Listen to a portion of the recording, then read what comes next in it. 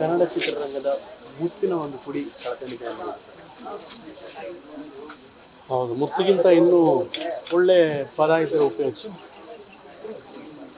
ದ್ವಾರಕೀಶಿಗೆ ಮುತ್ತಿಗಿಂತ ಅವನು ವಜ್ರ ಅಂತ, ಅದಕ್ಕಿಂತ ಅವನು ಕೈ ಮೇಲು ಅಂತ ಹೇಳಿದ್ರೆ ತಪ್ಪಾಗಲ್ಲ. ಯಾಕೆ ಅಂತಂದರೆ ಅವರು ಸುಮಾರು ಒಂದು 50 ಸಿನಿಮಾಗಳ ಮೇಲೆ ಅವರು ನಿರ್ಮಾಣ ಮಾಡಿದ್ದಾರೆ. ಸುಮಾರು 10-15 ಸಿನಿಮಾಗಳನ್ನ ನಿರ್ದೇಶನ ಮಾಡಿದ್ದಾರೆ. ಸುಮಾರು ಜನಗಳನ್ನು ಚಿತ್ರರಂಗಕ್ಕೆ ಪರಿಚಯಿಸಿದ್ದಾರೆ. ಅಂಥ ಒಬ್ಬ ಸಾಹಸವಂತ ನಿರ್ಮಾಪಕ ಅಂತ ಹೇಳಿದ್ರೆ ತಪ್ಪಾಗಲ್ಲ.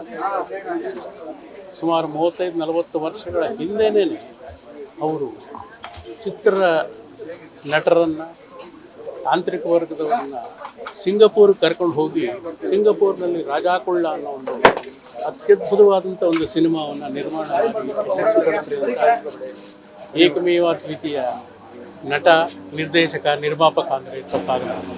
ಅದೆಲ್ಲಕ್ಕಿಂತ ಹೆಚ್ಚಾಗಿ ನಾನು ಅಭಿನಯಿಸಿದ್ದೆ ಆಫ್ರಿಕಾದಲ್ಲಿ ಶೀಲಾ. ಸುಮಾರು 90 ಜನ ನಟರು, ತಾಂತ್ರಿಕ ವರ್ಗದವರು ಆಫ್ರಿಕಾಗೆ, ಜಿಂಬಾಬ್ವೆ ಕಂಟ್ರಿಗೆ ಕರ್ಕೊಂಡು ಹೋಗಿ 30 ದಿನಗಳ ಕಾಲ ಅವರೆಲ್ಲರನ್ನೂ ಸಾಕಿ ಅಂಥ ಒಂದು ಅದ್ವಿತೀಯವಾದಂಥ ಒಂದು ಸಿನಿಮಾವನ್ನು ನಿರ್ಮಾಣ ಮಾಡಿದ ಏಕಮೇವಾದ್ವಿತೀಯ ನಿರ್ಮಾಪಕ ದ್ವಾರಕೀಶ್. ಅವರ ಬ್ಯಾನರಲ್ಲಿ ನಾನು ಮನೆ ಕಥೆಯಿಂದ ಹಿಡಿದು ಸುಮಾರು ಚಿತ್ರಗಳಲ್ಲಿ ನಾನು ಪಾತ್ರ ಮಾಡ್ತೇನೆ. ಅವರು ಎಷ್ಟು ಜನಪ್ರಿಯ ವ್ಯಕ್ತಿ ಅಂತಂದರೆ ಎಲ್ಲರೊಂದಿಗೂ ನಗನಗ್ತಾ ಮಾತಾಡೋರು.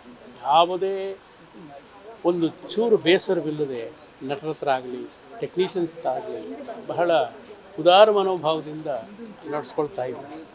ಇತ್ತೀಚೆಗೆ ನಾನು 5-6 ತಿಂಗಳಿಂದ ಬಂದು ಇದೇ ಮನೆಯಲ್ಲಿ ಸುಮಾರು ಒಂದು 2 ಗಂಟೆಗಳ ಕಾಲ ಅವ್ರ ಜೊತೆ ಹಳೆಯ ನೆನಪುಗಳನ್ನೆಲ್ಲ ಮಾತಾಡಿಸ್ಕೊಂಡು ಹೋಗಿದ್ದೆ.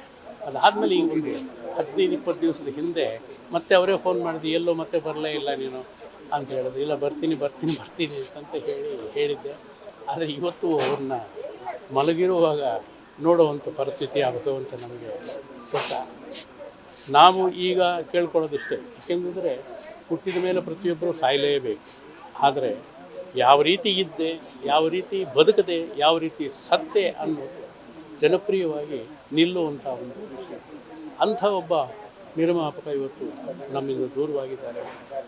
ಒಂದೇನಪ್ಪ ಸಂತೋಷ ಅಂತಂದರೆ 81ನೇ ವರ್ಷದಲ್ಲೂ ಮನೆಯವರಿಗೆ ಆಗಲಿ, ಬೇರೆಯವರಿಗಾಗಲಿ, ಅಕ್ಕಪಕ್ಕದವ್ರಿಗೆ ಯಾರಿಗೂ ಒಂದು ಚೂರು ತೊಂದರೆ ಇಲ್ಲದ ಹಾಗೆ ಸಾಮಾನ್ಯವಾಗಿ ಹಾಸ್ಪಿಟ್ಲೈಸ್ ಆಗೋದು, ಇನ್ನೊಂದು ಕಿರುಕುಳ, ಮತ್ತೊಂದು ವಯಸ್ಸಾದವರು ಅಂತಂತ ಹೇಳ್ಬಿಟ್ಟು ಬಹಳ ಕೀಳಾಗಿ ನೋಡ್ತಾರೆ. ಆದರೆ ಅವರು ಯಾವುದಕ್ಕೂ ಜಗ್ಗದೆ ಬಗ್ಗದೆ ಇವತ್ತು ಬೆಳಗ್ಗೆ ಕಾಫಿ ಕುಡಿದು ಅದಾದ ಮೇಲೆ ಒಂದು ಅರ್ಧ ಗಂಟೆ ನಾನು ಮಲಗಿರ್ತೀನಿ ಅಂತ ಮಲಗಿದವರು ಮತ್ತೆ ಹೇಳಲಿ. ಇಂಥ ಸಾವು ಸಾಮಾನ್ಯವಾಗಿ ಯಾರೋ ಲಕ್ಷಕ್ಕೊಬ್ಬರು ಬರುವಂಥದ್ದು. ಅಂಥ ಒಂದು ಸಾವನ್ನು ಆ ಭಗವಂತ ಅವ್ರಿಗೆ ಕರುಣಿಸಿದ್ದಾನೆ. ಅವರ ಆತ್ಮಕ್ಕೆ ಶಾಂತಿಯನ್ನು ಕೋರೋದಷ್ಟೇ ನಮ್ಮ ಕೈಲಾಗೋದು. ಅವರ ಕುಟುಂಬದವರಿಗೆ ಆ ನೋವನ್ನು ಭರಿಸುವ ಶಕ್ತಿ ಕೊಡಲಿ ಅಂತ ನಾನು ಭಗವಂತನನ್ನು ಪ್ರಾರ್ಥನೆ ಮಾಡಿದೆ. ನ್ಯೂಸ್ ಫಸ್ಟ್, ನಿರ್ಭೀತಿಯಿಂದ ನಿಮ್ಮ ಪರವಾಗಿ.